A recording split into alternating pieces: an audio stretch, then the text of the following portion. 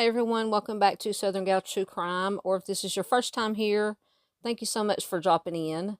I share missing persons, cold cases, and true crime in the news. Jessica Lynne Masker was a 24-year-old single mother to two young children when she went missing from Indianapolis, Indiana in 2013. At the time of her disappearance, Jessica had begun to pursue her GED with the hopes of turning her life around for her sons. Jessica's family describes her as an outgoing person who is always the life of the party and the type of person that everyone loved being around. Prior to her disappearance, Jessica had struggled in school as a result of possible deafness in one of her ears, and that eventually led her to drop out and start experimenting with illegal substances. But in the last few years before she disappeared, she had started to pursue her education again, and she was focused on her children.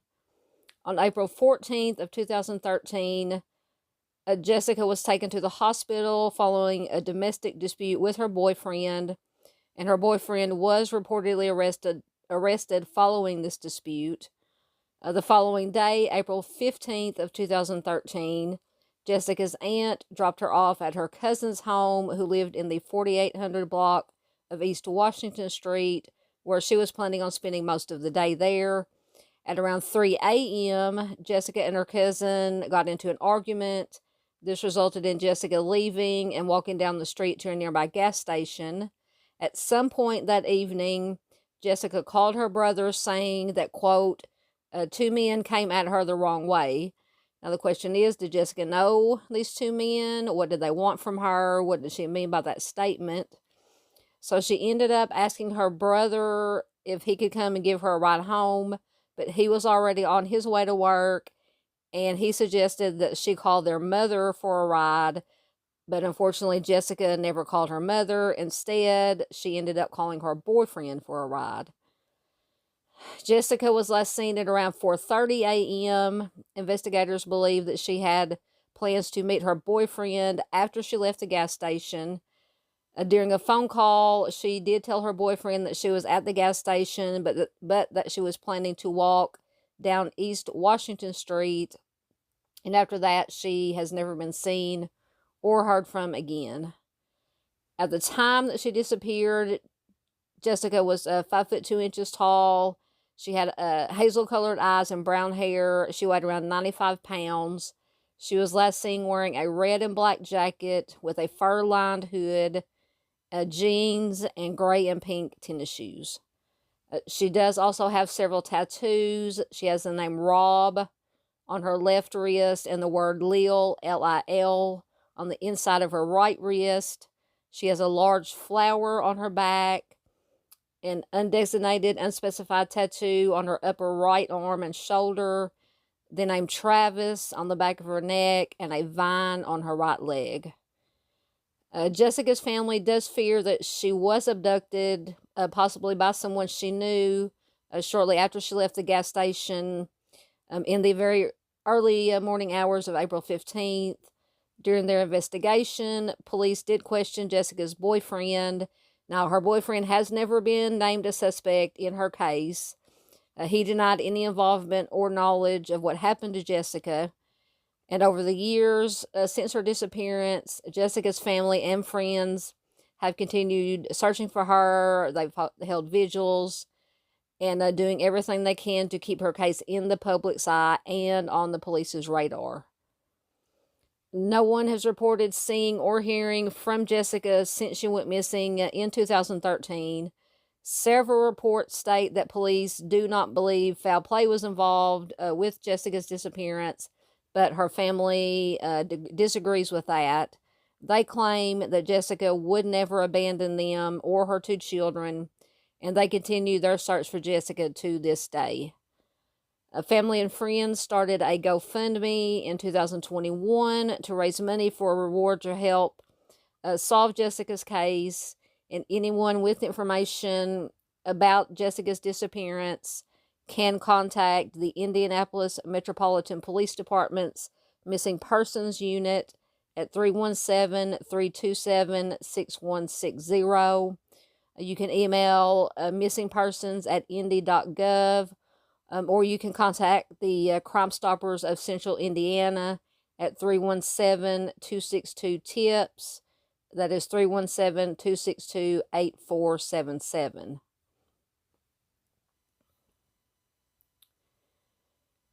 So some nights, Jessica's sister Ashley says that she will look up at the sky and think about her sister, who has been missing for over 10 years now. Ashley says, "What if Jessica can see the moon? I know that's crazy. If Jessica reads this, I just want her to be strong, because we are not giving up until she is home safe." When Ashley looks down at her arm, she sees a tattoo of her missing sister's face. She smells certain perfumes. She hears the song "A Best Friend" by Brandy, and she says the memories just come flooding back. She says, "Sometimes I start to cry, but sometimes I smile from ear to ear, because it makes me so happy that we have these memories. It is so hard. She used to be here for me every day."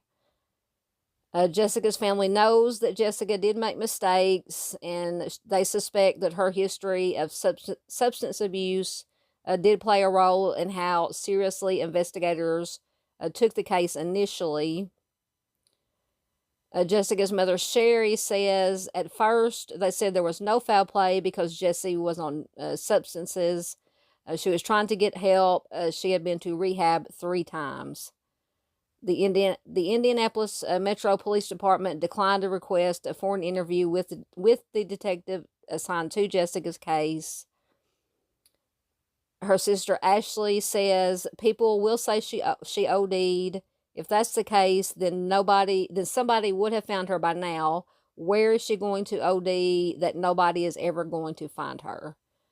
Before she went missing, Jessica was working with family to find a program to enroll in, to finish school, to get her high school diploma. The second oldest of her siblings, Jessica, has already missed 21st birthday celebrations, family weddings, birth of nieces and nephews. Her family has celebrated every one of her birthdays together, even after her disappearance. Her mother still lives in the family's home near Garfield Park, which is on the south side of Indianapolis. Ashley says this is the only house left that she would have known people at, since everyone else has either moved or passed away. My parents stay here for Jessica. Jessica's family still remembers how they felt on April 15th of 2013. Her sister Ashley says, "We knew something was wrong. We kept trying to call her and call everyone to see if they had heard from her or seen her. Before the disappearance, it was never difficult to get in touch with Jessica or to find her. After giving birth to her second son prematurely, she visited the baby at the hospital almost every day. She shared music videos on her Facebook page often. She would spend so much time making phone calls that she would run out of minutes each month on her phone. Jessica lived with her mother and made sure to call if she was going to be away from home longer than expected. Her mother, Sherry, says, "I knew something was not right. You know how parents just have a feeling? I got a feeling inside that something was not right." The day before she went missing, Jessica was hospitalized because of a prescription OD. She was picked up from the hospital by her aunt and brought to her cousin's home near DeQuincy and East Washington Streets. It was in the early morning hours before the sun came up when Jessica left her cousin's home on foot. Apparently, she had gotten upset after men in the home looked at her funny. Then they began arguing with her cousin, or she began arguing with her cousin before leaving, and this is according to her family. Jessica, as we said before, called her brother to pick her up. She walked to the nearby gas station. He couldn't come because he was running late for work, and Jessica was captured on surveillance video inside the gas station, then walking away, and this is according to her mother. Family members believe the last person that Jessica called before her disappearance was her boyfriend. He was later convicted on a DV battery charge for beating Jessica just days before she disappeared. And evidence in that case against him, they had statements from a paramedic and a forensic nurse. That evidence was strong enough to convict him without the testimony from Jessica, since she was already missing when the bench trial took place in December of 2013, according to court records. Ashley, her sister, says he was controlling and obsessive. He was not a good guy. Jessica's family believes that her boyfriend may have been involved in her disappearance or may have knowledge of what happened. Her mother, Sherry, says he called us back and said he could not find her. That is the last phone call we ever got from him. He never called after that. For a man who was obsessively calling for my daughter, it was unusual. Efforts to reach the boyfriend for comment before the publication of the story that I'm reading from says they were unsuccessful, and he is not being identified since he is not charged with a crime in connection to Jessica's disappearance. For Ashley, the youngest sibling in the family, moving forward after the disappearance was difficult. She was 16 when her sister Jessica went missing. She says, I kind of just broke down, and sometimes kids in school were nasty. They would tell me that Jessica was dead. Ashley tried online school, then had to drop out because it was too difficult.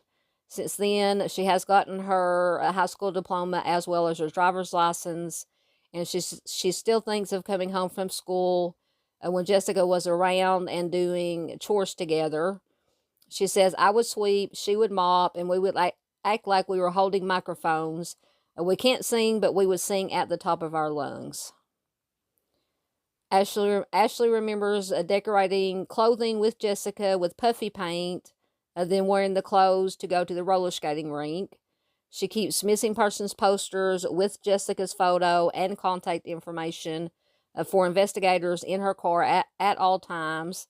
She hangs them up around town when she has free time, and she hands them out to people when filling her car at the gas station. She says, you see these people who have been missing for 10 or 15 years, then they are found safe in basements or somewhere else, and I just tried to keep my faith that she will come back home. At the same time, if Jessica is deceased, her family does need to know. Ashley says, it's hard to say, but if my sister is gone and she is passed away, my sister deserves a funeral. We deserve that. Absolutely. For Jessica's mother, she encouraged anyone with information to contact investigators. Her mother says, I want my daughter here. Think of your own family. Think of how you would feel if this was your own kid that was missing. Life's hard out there. Just give them a call and help us. So once again, anyone with information on the disappearance of Jessica is asked to dial 911 or contact the Indianapolis Metro Police Department's Missing Person Unit at 317-327-6160 or email missingpersons@indy.gov. So I just wanted to share this with you. Please, guys, share this anywhere and everywhere you can to keep Jessica's name out there, keep her face out there. Hopefully, quickly, she will either be brought home safely or her parents, her family will find out what happened to her, so they can get some closure. Please give this video a like before you leave. Leave your comments, and I will see you in the next one.